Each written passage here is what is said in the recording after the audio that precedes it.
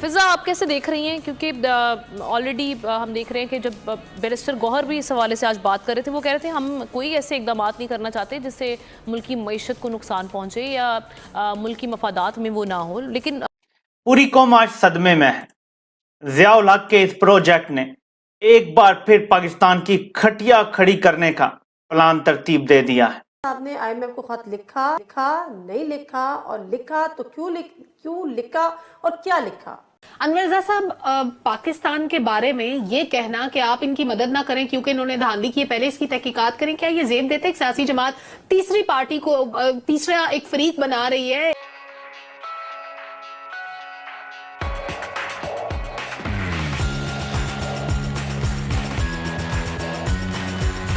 ایک جانب پھر یہ خط بھی لکھ دینا، پہلے سے ہی ہم کہہ رہے ہیں کہ آپ کو تھوڑا سا بیلنس کر کے چلنا چاہیے، معاملات کو آگے بڑھیں تاکہ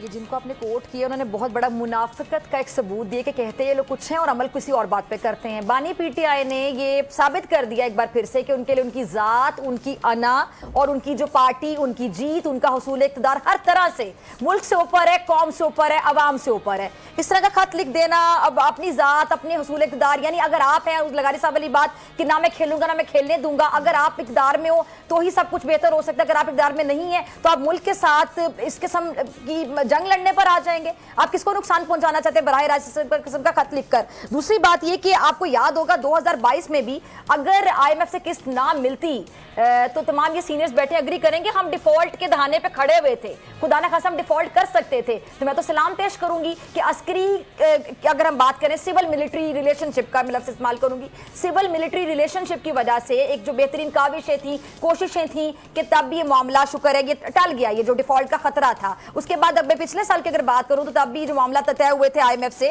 جو معاہدہ طے ہوا تھا اس میں بھی ایک اچھا ایک ورکنگ ریلیشن شپ ہوتا ہے، اچھی کاوشیں ہوتی ہیں، ورنہ خدا نہ خواستہ تب بھی ہم ڈیفالٹ کے دہانے پہ کھڑے تھے۔ اب یہ خط لکھ دینا ایک اور بات کی طرف اشارہ کرتا ہے۔ خیر پہلے میں اس کی طرف آنا چاہوں گی، لیکن اس سے پہلے میں ذکر کرنا چاہوں گی کہ وہاں سے جو آپ کو منہ توڑ جواب ملا، انہوں نے کہا کہ آپ کا سیاسی معاملہ ہے، آپ کا یہ ذاتی معاملہ ہے، اس میں مداخلت اندازی نہیں کریں گے، ہم مداخلت نہیں کریں گے، ہم اس میں مداخلت کرنے کی کوئی ضرورت نہیں ہے۔ انہوں نے نگراں حکومت کی بھی تعریف کی، نگراں حکومت کی پالیسیز کی بھی تعریف کی، نئے آنے والی جو حکومت ہے، منتخب حکومت ہے، اس پر بھی اعتماد کا اظہار کر دیا ایڈوانس میں کہ ہمیں ان پر بھی اعتماد ہے، جو نئے لوگ منتخب ہو کر آ رہے ہیں۔ تو منہ توڑ جواب مل گیا ان کو خط لکھنے کا، اچھا موقع کھا کے بیٹھ گئے۔ دوسری بات سائفر لہرایا تھا نکال سے کہ جیب سے کہ جو امریکی مداخلت ہے، ہم مداخلت برداشت نہیں کریں گے۔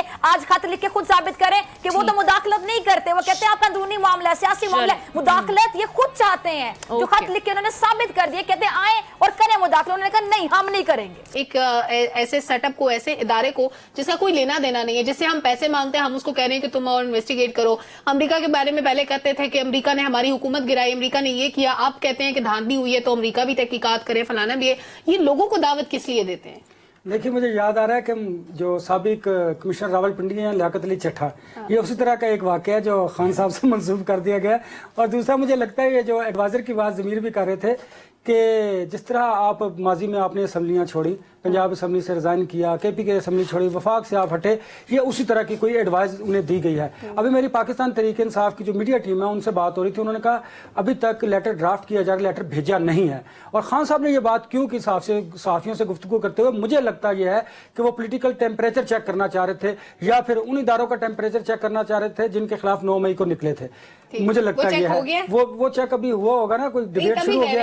دیکھیں نا ابھی میڈیا پہ تو ڈیبیٹ ہو رہی ہے، خط لکھا ہے نہیں لکھا ہے اس کے بارے میں ہمیں کچھ معلوم نہیں، لیکن ڈیبیٹ تمام ٹی وی چینلز پر یہی ہو رہی ہے کہ آئی ایم ایف کو خط لکھ دیا گیا۔ اچھا دوسری بات، ماضی میں بھی جس طرح شوکت ترین کی آپ نے بات کی، دیکھیے اب تو نہ تو ان کا مینڈیٹ ہے اور نہ وہ لکھ سکتے ہیں، اور اگر انہوں نے لکھنے کی بات کی ہے تو پھر آپ یہ دیکھیے کہ ان کی جو مشکلات ہیں وہ مزید بڑھیں گی، کم نہیں ہوں گی، کیونکہ آپ ملک کو معاشی دیوالیہ کرنا چاہتے ہیں اگر آپ یہ خط لکھ رہے ہیں۔ اگر اس طرح اگر آپ نے یہ خط لکھا ہے تو میں سمجھتا ہوں کہ آپ پر پھر ایک اور مقدمہ درج ہوگا اور آپ اپنی مشکلات میں خود اضافہ کر رہے ہوں گے۔ دوسری بات، آج جو چیئرمین پی ٹی آئی ہیں گوہر، انہوں نے بھی میڈیا سے گفتگو کیا اور ان کا آپ نے دیکھا ان کے گفتگو میں کیا کہا ہے کہ ہم نہ تو اسٹیبلشمنٹ سے لڑائی چاہتے ہیں اور نہ ہم ملک کو ڈسٹیبلائز کرنا چاہتے ہیں۔ پی ٹی آئی کچھ اور کہتے ہیں، बैरिस्टर गौहर कुछ और करते हैं। बानी पीटे तो अदालत वो उसमें जेल में है ना, वो तो कुछ भी कह सकते हैं। अच्छा, लेकिन उन्हें पता है कि मैंने अपनी गुफ्तगू के बाद जेल में नहीं जाना, मेरा पॉलिटिकल कैरियर है, मेरा वैसे मैंने अपना कानूनी तौर पर आगे बढ़ना है। वो बड़े अच्छे लॉयर हैं, वो बड़ी सोच समझ कर बात करें। देखिए,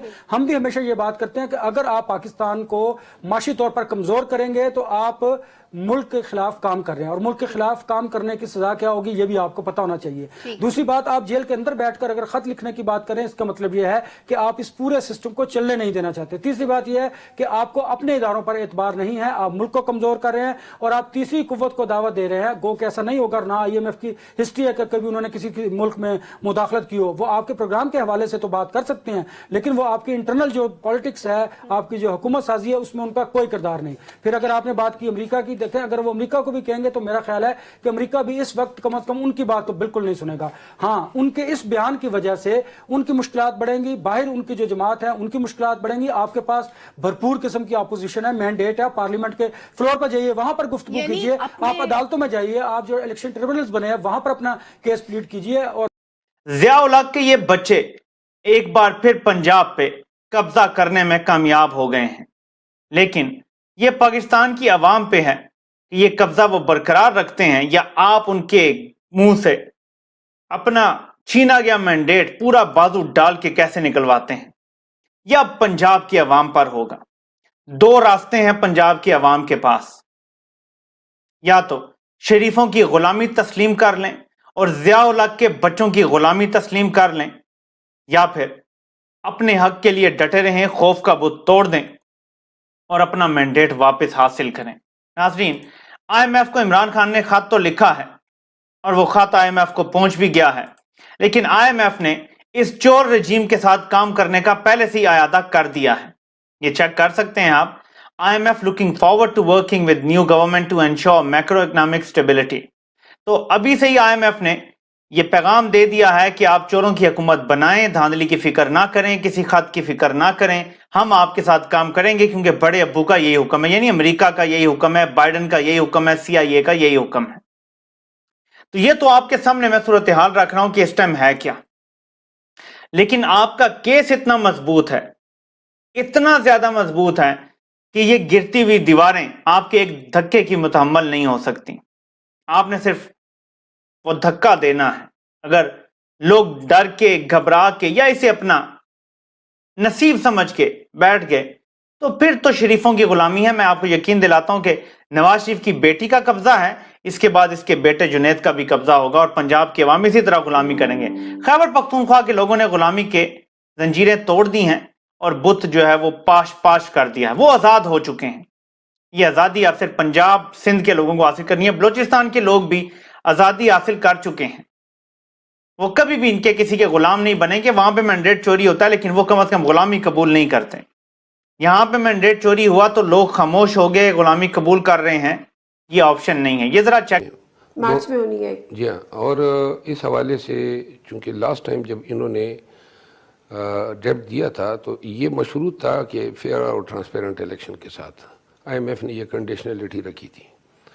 अब जो है इलेक्शन तो फेयर ट्रांसपेरेंट हुए लेकिन रिजल्ट जो है रिग हो गए। और लास्ट टाइम भी IMF की टीम खान साहब से मिली थी और वो एंडोर्समेंट चाहती थी उनकी।